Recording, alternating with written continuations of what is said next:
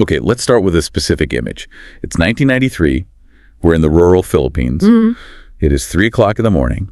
An 8-year-old girl wakes up. She packs a bag, cooks breakfast for her entire family, and then steps out into the dark. And she has a 2-hour walk to school. A 2-hour walk to school. And she's doing this barefoot. No shoes, not even slippers. It's a really striking image. And, usually when we start a deep dive with a scene like that, we're setting up a historical tragedy or maybe a novel. But today we're actually looking at the origin story of a specific financial methodology. We're analyzing Think Wealthy, Turn Your Dream into Reality by Gina M. Kallanog. And I'll be honest, when I first saw the title Think Wealthy, my skepticism radar just went off immediately. Sure. It sounds a certain way. It sounds a bit like one of those, generic Manifest Your Destiny influencer books. But once you get into the material, you realize this is not a collection of affirmations. This is a tactical manual. Born out of extreme poverty. Exactly. It feels less like a textbook and more like a survival guide written in a trench. That's the critical distinction. Kallanog isn't writing from some ivory tower or a position of inherited wealth. This is a memoir of the complex reality of being an overseas Filipino worker, an OFW. And it's a crash course in financial literacy that was learned through what I can only describe as catastrophic failure. Catastrophic is absolutely the right word, and we are going to dissect those failures because, frankly, they offer more educational value than her successes do. For sure. But our mission for this deep dive is to deconstruct her framework. I mean, how does someone move from a subsistence mindset, literally selling rice cakes to buy salt, to a wealth mindset? Right. We're going to break down her specific triangle of investment, her regressive budgeting ratios, and this concept she calls initiative, which is so much harder to practice than it sounds. But to understand the mechanics, the how, we first have to understand the psychological starting point. And Kallanog frames this with a quote that just anchors the entire book. Dream without execution is just a hallucination. Exactly. Sharp pivot from the usual dream big advice, isn't it? Hallucination implies, a break from reality. It does, but we have to look at her context. It's 1995. She's 10 years old. Her parents are fighting constantly. And it's all about money. Only about money. She describes her home as being surrounded by a wall of trees. Physically, she couldn't see the world beyond that wall. So in that environment, dreaming wasn't a luxury. It wasn't a goal-setting exercise. It was a coping mechanism. It's a necessary dissociation, yeah. There's this one detail about the radio station, DXHM Maddie, that really stuck with me. She's sitting there weaving mandaya crafts to earn a few pesos, and she's listening to ads for the city. And she says she felt like she was flying. The radio was the only proof that a world existed where people weren't starving. That visualization is so critical. She was projecting herself out of her environment. And that projection leads to the most common narrative arc for so many families in developing nations. The decision to export labor. Exactly. The idea that the only way to save the microeconomy of your family is to enter the macroeconomy of a wealthier nation. So she joins the ranks of OFWs and heads to Kuwait. And this is where the hallucination just meets the pavement. Oh, absolutely. She admits she had this almost cartoonish fantasy that the Middle East would be a macaroni desert. That phrase, it just stopped me in my tracks. A macaroni desert. It's such a specific childish idea of luxury, right? A landscape of treats and ease. But she lands, and the reality is hard labor, isolation, and just intense homesickness. She talks about crying on the rooftop, watching the sunset, just waiting for her contract to end. Yeah. In economic terms, this is the capital accumulation phase. She is trading her time, her comfort, her proximity to family, all for raw capital. And this is a crucial insight for anyone listening who is just grinding away at a job they hate. Capital accumulation is useless if you have a hole in your pocket. Right, because earning the money didn't solve the problem. She was sending cash home, funding her siblings' education, which is noble, but she hadn't mastered the retention mechanism. She explicitly notes that earning money abroad didn't solve her internal anxiety because she lacked financial literacy. She was building a financial life on a foundation of sand. She had cash flow, but she didn't have a system. Well, let's talk about when that sand shifted, because part 2 of this story is what I call the tuition of failure. And she paid some very, very expensive tuition. She did. She returns to the Philippines with savings, ready to be an entrepreneur, and she walks right into a Forex disaster. This is such a classic case study in why market access is not the same thing as market knowledge. So walk us through the mechanics here. She starts trading EUR-USD. And at first, she's actually winning. She is. From Monday to Friday, she makes a profit of 36,000 pesos.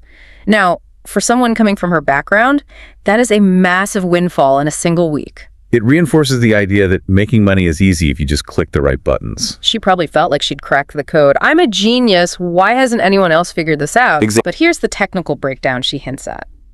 To make that kind of profit on what was likely a small starting account, she had to be highly leveraged. So she was trading with borrowed money from the broker. Yes, to amplify her position sizes, which works great when the line goes up. Till it doesn't. Until it doesn't. Friday night comes, the market moves against her position, probably just a normal fluctuation, but because she was over-leveraged and didn't have stop-loss orders in place. She says it was gone in 10 seconds. 10 seconds. That's a margin call. The broker automatically liquidates your account because you don't have enough cash to cover the potential losses. It wasn't magic. It wasn't a robbery. It was math. That is just brutal. But her reflection on it is so interesting. She doesn't blame the market. She doesn't blame the system. No, she blames greed.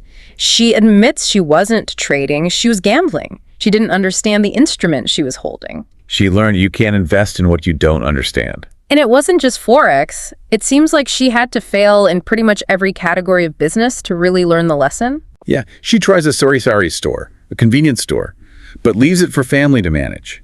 It fails. She invests in a restaurant, but the management doesn't market it. It fails. And then the lending business. This one cuts deep because it involves social capital, not just financial capital. She lent money to friends based on trust. But these friends used her money to pay off debts to other bigger lending companies and then just disappeared. That's a specific kind of betrayal. Why pay the big companies and stiff your friend? Well, likely because the big companies had enforcers or lawyers or systems of harassment. Gina just had trust. And she learned that in business, a contract is better than a handshake, even with friends. So she's been scammed. She's lost her capital. She's failed at business and she's been betrayed. Most people would look at that data set and say, okay, the universe is telling me to stop. I'm just destined to be poor. But Kalanog reframes it. She comes to this realization. Money is not the problem. Spending habit is. Or, more accurately, a lack of knowledge is the problem. She calls all these losses tuition.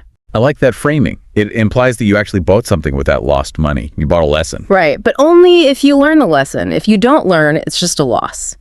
She realized she needed to stop acting on impulse and start acting on strategy. So, let's pivot to the turning point. Because you can have all these failures and just stay bitter. But something snapped her into a different trajectory. And strangely enough, it involves a washing machine. The appliance store incident? This is such a visceral example of how financial status dictates social treatment.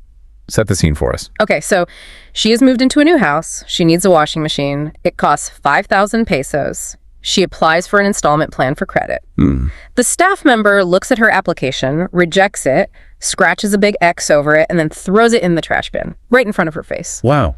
That's not just a rejection. That's a performance. That's telling someone you are not a valid participant in this economy. It is. It's humiliation. But Yeah. watch her reaction. She doesn't storm out crying. She doesn't argue. She goes to the bank. She goes to the bank, withdraws the cash, because remember, she had savings, just not a credit history, comes back, and buys it outright. It's a total movie moment. It is, but if you strip away the cinema, what's actually happening there? It's a shift from seeking approval, which is credit, to asserting capability, which is cash. She decided in that moment that she never wanted to be in a position where someone else, a clerk, a bank, a boss, could determine her worth or her access to basic needs. And that fueled her drive for the one asset that no one could throw in the trash. Education. Yeah, and I found it so impressive that she didn't finish her college degree until she was 34. And she didn't do it the easy way either. She talks about trying to learn the stock market online, struggling with the English accents of the instructors, the jargon. She felt the language barrier physically. But this leads to one of her core theses for anyone in their 20s and 30s. Which is? Your best investment isn't a stock ticker. It isn't a crypto coin. It's skills. It's books. Because if you lose your money like she did with Forex, you can make it back if you have the skills. But if you have money and no skills? You're just lucky, and luck runs out. Okay, so she pays the tuition, she gets the skills. Let's look at the actual framework she builds, the Think Wealthy methodology. She breaks this down into some very practical, almost rigid rules. First up, assets versus liabilities. Now, we've all read Kiyosaki. We know the basic definitions. Does she add anything new here? She adds utility. She creates a very distinct line based on usage, not just on resale value. Take a car, for example. Right. Most people justify a car as an asset because it has value. Kallenbach says, no. If that car is sitting in a parking lot, depreciating, requiring insurance and maintenance, it's a liability. It eats your cash. But if you put it to work? If that car is for hire, if it's a grab car, a taxi, a delivery vehicle, then it's an asset. Same object, different classification, based entirely on utility. She uses the camera example, too. Buying a fancy DSLR to take selfies. Liability. Buying it to start a vlogging business. Asset. It's all about cash flow direction, into your pocket or out of your pocket. Simple as that. Exactly. And once you have that distinction, she imposes a very strict budgeting formula, the 50-20-20-10 rule. Let's break those numbers down, because they're different from the standard 50-30-20 rule we usually see. They are. The standard rule is 50% needs, 30% wants, 20% savings. Kallenbach's approach is way more aggressive. She keeps 50% for needs and wants combined. Wow, so she's compressing the fun money significantly. She is. Then she allocates 20% for an emergency fund and another 20% strictly for investment. She separates saving for a rainy day from building wealth. That's a crucial distinction. Most people lump them together and then raid their investments when the car breaks down. Exactly. And then there's that final 10%, the education fund. This is my favorite part of her budget. Usually when people are climbing out of poverty, every cent is for survival or hoarding. Allocating 10% of your income to books, seminars, or courses seems almost counterintuitive. It feels like a luxury you can't afford. But Kallenbach argues it's the necessity you can't afford to skip. It aligns with her philosophy that the mind is the primary asset, that 10% is the R&D budget for your life. Personal R&D. I love that. If you don't fund R&D, your personal economy stagnates. Okay, so you have the budget. Now, where do you put the money? She has this visual called the Haliji or pillar concept, the triangle investment. And this is where she critiques typical investor behavior. So visualize a triangle. Most people look at the top point, the roof. That's business and investment, the sexy part, where you get rich. Right. Everyone wants to talk about which stock to pick or which business to start. But Kallenbach says, look at the bottom, the foundation.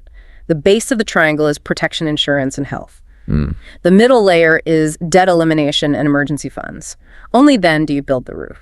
It makes sense logically, but psychologically it's so hard. Paying for insurance feels like throwing money into a void. Buying a stock feels like buying a lottery ticket.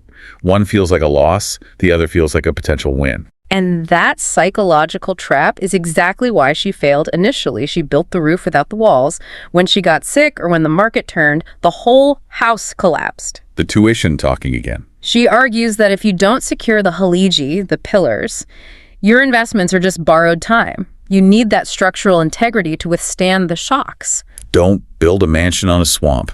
Which brings us to a mindset shift that I think is really valuable for anyone, regardless of their bank account, the distinction between passion and love in business. I flagged this too. We're in the era of follow your passion.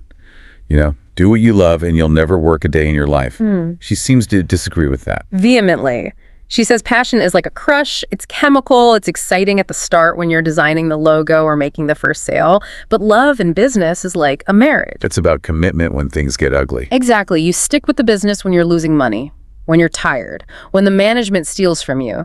That is where success is actually found, in the grind that happens after the passion has faded. If you only work when you feel passionate, you'll quit the moment you hit resistance. And surviving that grind requires what she calls the power of initiative. This is chapter 8. And honestly, this felt like the soul of the book. It really is. She defines initiative as doing the right things without being told. And she traces this back to a really poignant habit from her childhood. The newspaper wrapper. Yes. Her mother would bring home market items wrapped in old newspapers, and little Gina would carefully smooth out these dirty, crumpled wrappers. Not to reuse them, but to read them. To read them. She didn't have a library. She taught herself literacy by reading horoscopes and old news on trash wrappers. That is the definition of initiative. No one assigned that as homework. No one was grading her. She just had a hunger to know what was written there. And she translates that grit into the wealthy thinker versus employee mindset debate. The employee waits for instructions. I showed up for 8 hours, pay me. Right. The wealthy thinker, or the person with initiative, looks for the result, regardless of the obstacles. There's that funny but stressful story about her recording her graduation speech.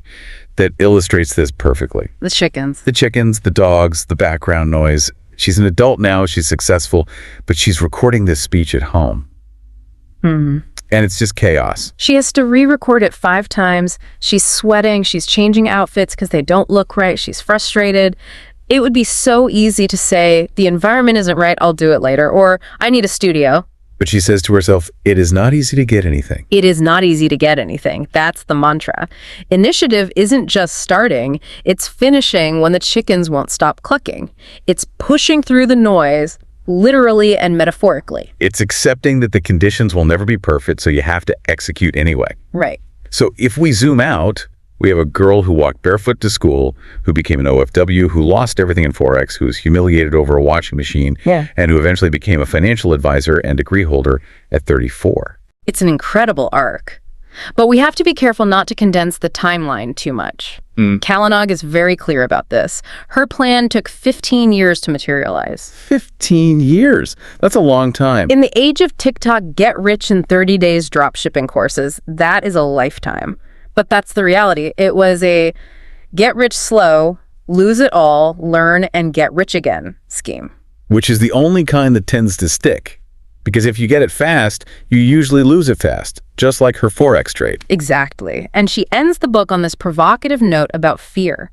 She identifies 3 basic fears: fear of poverty, fear of criticism, and fear of ill health. Now, logically, you'd think fear of poverty is a good motivator. It keeps you working. It wakes you up at 3 a.m. You would think. Yeah. But she argues that the fear of poverty creates a panic cycle. It leads to bad decisions. It leads to the Forex gamble because you're desperate to escape poverty quickly. Or it paralyzes you. It paralyzes you. You don't invest in the pillars because you're afraid to let go of the cash you have right now. So you're operating at a scarcity, not strategy. It's the difference between running towards a goal and running away from a monster. Exactly. If you run away from a monster blindly, you might run right off a cliff.